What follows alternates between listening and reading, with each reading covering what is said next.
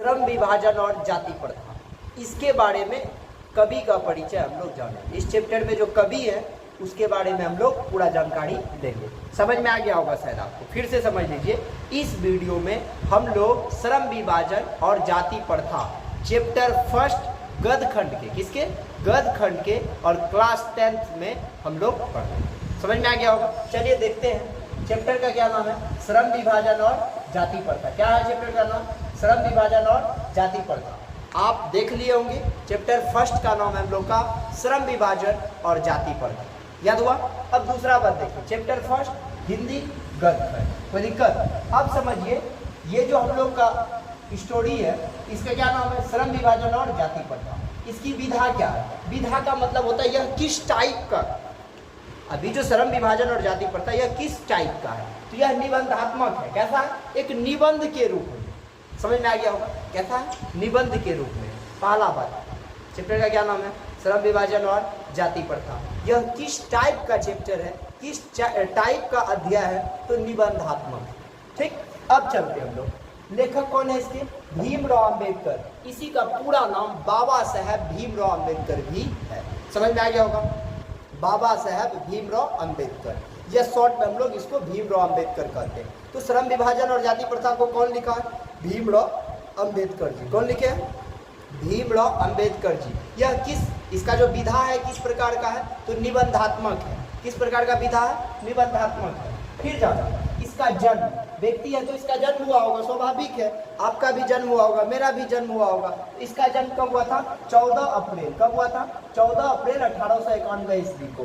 भीमराव अंबेडकर का जन्म 14 अप्रैल 1891 ईस्वी को हुआ था। शायद आप कंप्लीट रूप से याद कर दिए होंगे। भीमराव अंबेडकर का जन्म 14 अप्रैल 1891 ईस्वी को हुआ था। फिर जानिए जन्म स्थान, इसका जन्म हुआ कहाँ था। इसका जन्म महू एक जगह है, कहाँ पे है, तो मध्य प्रदेश में।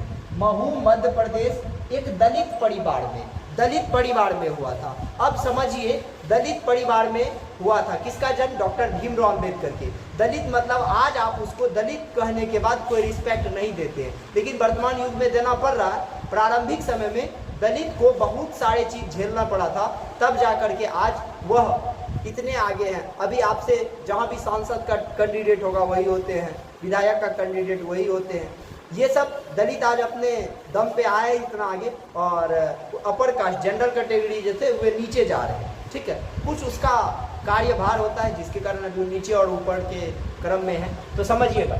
हाँ, जन्म स्थान कहाँ था, महू मध्य प्रदेश के एक दलित परिवार में हुआ था। किसमें हुआ था बाबू, एक दलित परिवार में हुआ था। किसका जन्म हुआ था, तो भीमराव अंबेडकर का। अब कितना खुशी का बात है, एक दलित परिवार का बच्चा आजादी से पहले जो जन्म लिया था वह इतना बड़ा काम कर गया, वह इतना बड़ा काम कर गया। आज भारत के हर एक व्यक्ति उसका नाम लेते हैं। आज यदि आपके यहाँ कोई दलित आदमी पहुंच जाएगा, सच कहते हैं, आप उसको कप में जो पानी दीजिएगा फिर वो कप आप घर में इस्तेमाल नहीं कीजिएगा, लेकिन आप भीमराव अंबेडकर का फोटो घर में लगाते और पूजा पाठ करते, अगरबत्ती दिखाते हैं। इससे खुशी की बात और क्या हो सकती है।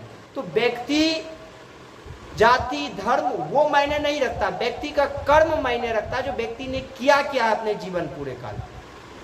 तो आपको हम हमेशा कहेंगे, आप गरीब घर में पैदा लिए हो, आप छोटे जात में पैदा लिए हो, आप कहीं भी पैदा लिए हो, नथिंग मैटर, कोई भी मैटर नहीं है। आप कर्म महान करो। मेरा वादा है, बड़े से बड़े, छोटे से छोटे, मजले से मजले हर एक इंसान आपका पूजा करेगा।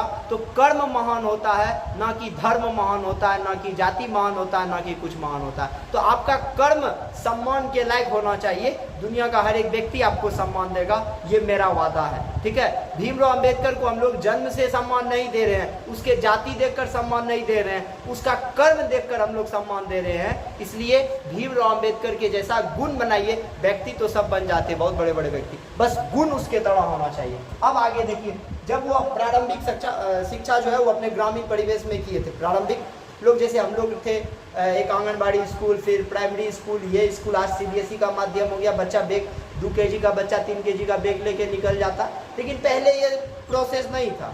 पहले बच्चा का जो सिलेबस रहता था, गांव के बगल में सिलोट पार्टी लेता था, चल देता था। आजकल बच्चा जन्म पेट से गिरता है, दौड़ के आता है, उसको लेकर चले जाता है, 2 kg का बच्चा 3 kg का बैग लेकर। समझ में आ गया कि नहीं आ गया?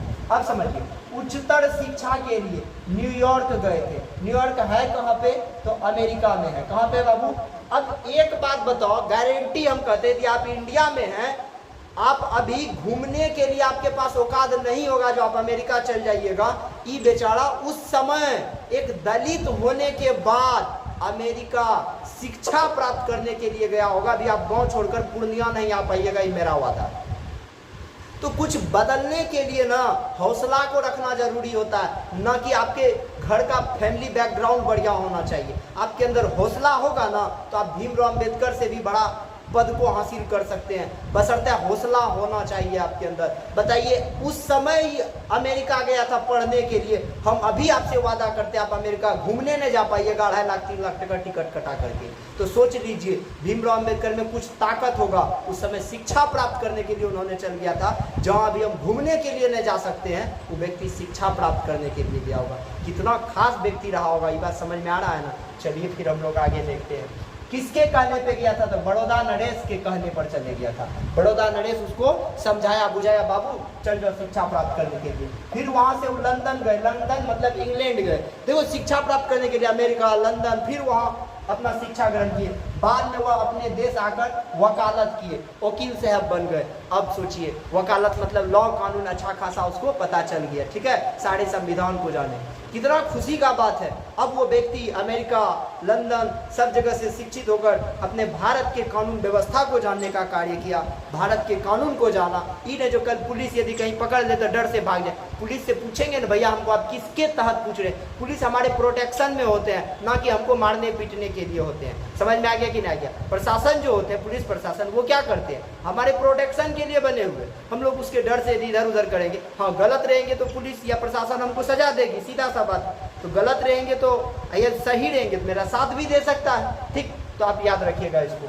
अब आगे चलिए। उसके चिंतन व रचनात्मक मुख्य 3 प्रेरक व्यक्ति रहे। किसी किसी को समझाने, सोचने या उसके बारे में कुछ बताने के लिए कुछ व्यक्ति उसके जीवन काल में हो जाते हैं। तो इसके 3 व्यक्ति थे। पहला बुद्ध था।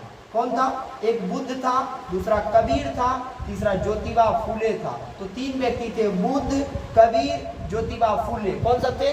बुद्ध, कबीर, ज्योतिबा फूले। ये तीनों प्रेरक व्यक्ति रहे। जीवन में होता है किसी किसी का आइडियल हो जाना या किसी को ज़्यादा समझाना बुझाना, ये सारी बातें। अब समझिएगा, भारतीय संविधान के जनक भी रहे। भारत का जो संविधान है ना, अब एक बात बताइए, एक दलित घर का बच्चा भारतीय संविधान का जनक हो जाता है, जो कि दुनिया का सबसे बड़ा लिखित संविधान है। इससे गर्व की बात और क्या हो सकती?